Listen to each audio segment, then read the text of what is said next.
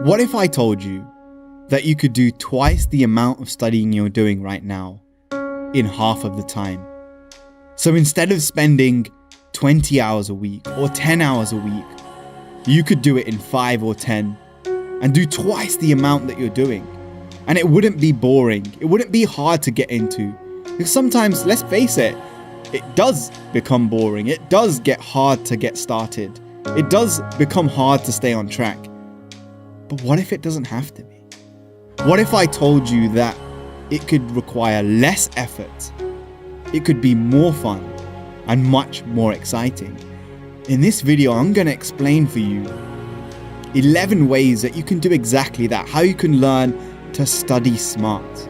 And this is something that if you follow this process, if you stick with it, it's going to win you the respect and admiration of everyone around you, the teachers that are helping you to get the grades that you want, the students in the classroom that you sit next to, but also, most of all, the person that looks back at you in the mirror every single day. So let's get into it. The first thing that great students do when it comes to studying smart is scheduling their study sessions, breaking their time down. A lot of us, we fail to understand that time is actually something you can control. What do I mean by this? Well, what I mean is you have 24 hours in a day, 86,400 seconds. And the person who has planned and prepared every single one of those to the best of their ability, they're going to get more out of their time. So the first thing you need to sit down and do is schedule throughout the week, from Monday to Friday, on Saturday and Sunday, in your evenings, in your mornings, in your breaks between lessons. What studying are you going to do? Which topic are you going to focus on? So that when you sit down at the desk, you haven't left anything to chance, but you've scheduled in exactly what you're going to do. So it requires less brain power, precious brain power that you need to focus on learning, to focus on studying effectively. It's not used up in deciding what you're going to do, how you're going to do it. It's already laid out for you. I want you to imagine the life of an athlete, the life of a boxer preparing for his final fight. They don't leave these things to chance. Their meals, their training regimen, the things that they need to work on has been planned beforehand, and you can use the people around you to help you do that. The second thing that you need to focus on is what we call the Ebbinghaus curve. And basically what it means is you forget things over time. So if you learn something today, tomorrow you may remember 50% of it. The day after you may remember 25%. And within a week, you might only remember 5%. That's the way that your brain works. The quicker you understand this, the quicker you can factor this in to your studying regimen. So let's take a look at this. You use a technique called spaced repetition. So if you study a topic on day 1, you want to come back to it on day 3, day 5, day 7, and space your repetition out. The more you repeat things, the deeper the memory becomes. And that brings us to the next tip, which is depth of processing. When you take in information, if you want to remember it more effectively, a very powerful way of doing this is to remix that, is to change that information. So if you're looking at information in a textbook, think of a rhyme, think of a pattern, maybe make a video, maybe make a colored diagram, an illustration to help you to change that information, to help you remember it at a deeper level. You don't just want to read it and study it and then regurgitate. You want to change it in some way. So the next thing is get to your spot. And what I mean by this is, what is the space, the place, the environment that you're the most productive in, that you're the most focused in? One of the things that we forget as human beings is that we are influenced by our environments. The kind of student that you are in your classroom is different to the kind of student that you're going to be in your bed. When you're under the covers and you've got your laptop on your lap, you're going to be more productive in one area than another. So find out what that is for you and make sure you get to that spot as quickly as possible. Most of the difficulty when it comes to studying is not in the studying itself. It's in the activation energy required. I talked about this in the previous video that I did with this channel. Go ahead and go and check that one out. Sometimes we focus on getting more motivation, improving our techniques, and trying to fuel our rocket ship even more. But another way of making your studying more effective is to remove the resistance, to cut out the distractions like social media. So don't have your phone next to you, turn it off, put it in a different room. Remove any kind of distraction, and I'm talking about people, your dog. Put your dog in a different room if you have a pet or an animal that distracts you. Go somewhere where you cannot be distracted, and the only single thing that you can do is focus on the most important thing, and the most important thing is studying, revising, learning, removing those distractions so less effort and energy is required for you to focus, and you can use it on what's important. And that brings me to the next point. You want to work at 2 levels. So increase your fuel and your motivation to study. Think about and write down, tell people why you're doing this. I'm doing this because I want to become a doctor, an engineer, an entrepreneur, a social activist, a campaigner. And at the same time, remove the blocks that are stopping you. Remove the activation energy required for you to start studying. So before you go to bed at night, have your notebook out and ready on your desk. Make sure it's free of any clutter. Even have the pen ready. So the only thing you have to do is sit down and start taking notes. You don't even have to write the title or the date because those things are already done. And what you want to realize here is that success is a setup. It's not an accident. So make it happen that way. Plan and set yourself up for success. Habits. Let's talk about habits.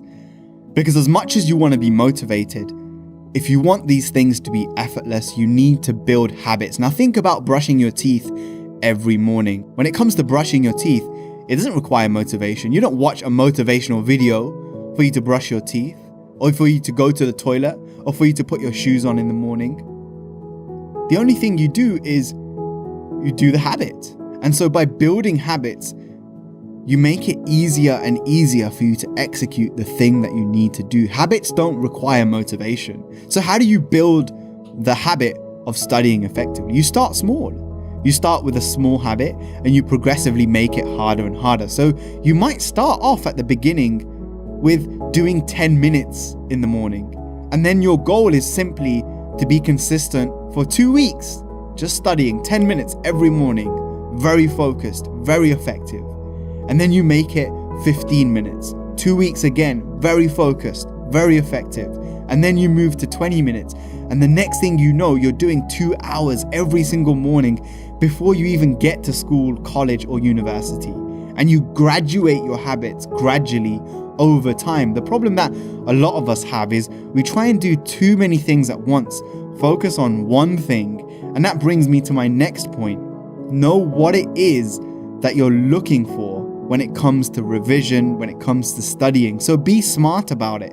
You don't have to learn everything.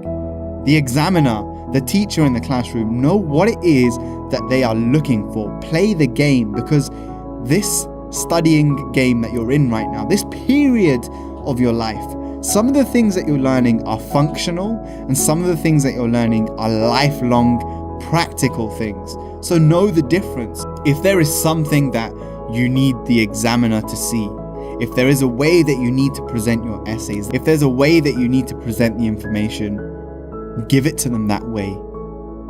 Hard work is going to beat talent when talent doesn't work hard, which brings me to my next point.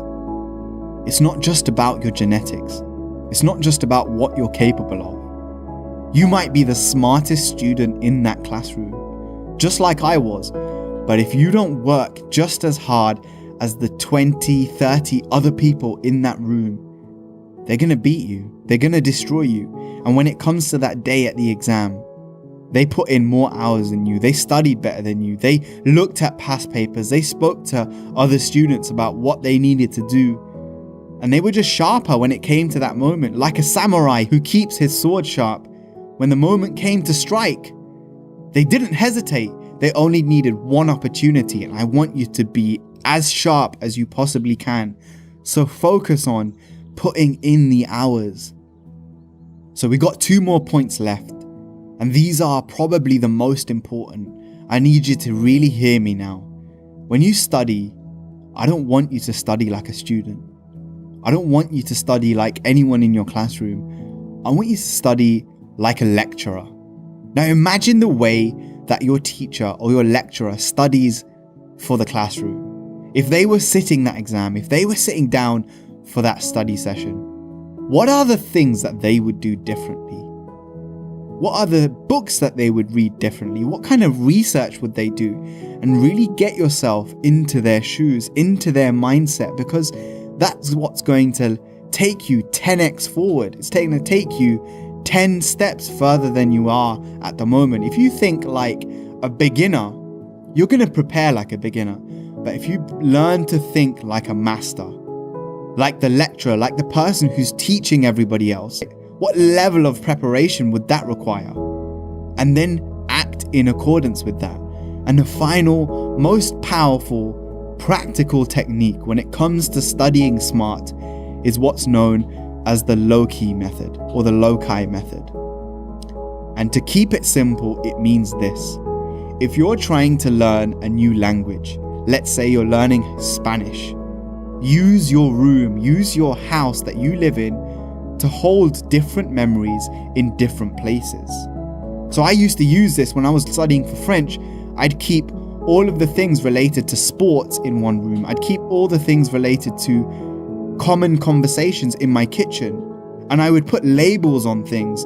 The spoon in my kitchen drawer, I knew exactly if I was looking for that information, it's the spoon in the drawer, and if I look at the label in my mind, I can see the word associated with it. So use this so when you're walking around your house has now become a study session, and you're walking inside that matrix. You've hacked the system. So even when you're sitting down to have dinner and you look up, you can see the revision notes for that module that you found difficult. And every single day, you're coming back to what I talked about at the beginning of this video, that spaced repetition. You're repeating what you need to remember again and again, and you've got that depth of processing. The reason this is powerful is because you've created an immersive studying experience, and that's what the greats do. There is no line between studying and not studying. There is no off switch. There's just different levels of immersion. So imagine if you were living in your textbook and you made your physical environment a representation of all the things that you need to learn. You're walking around in this palace of information. And I want to leave you with the most powerful quote of all when it comes to education. There is no end to education. There is no end to the things you learn. It's not that you read a book, you pass the exam, and that's it, you're finished. The whole of your life, from the moment you're born to the moment that you die, is a process of learning. So if you can apply the things here, you schedule your learning, you schedule what you're going to learn when, you space your repetition out, you remix things so you can remember, you get to the spot, you cut out the distractions, you increase your motivation and you remove the blocks.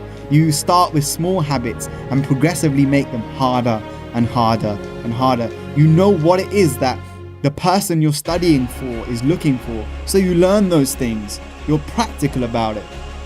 You know that hard work beats talent when talent doesn't work.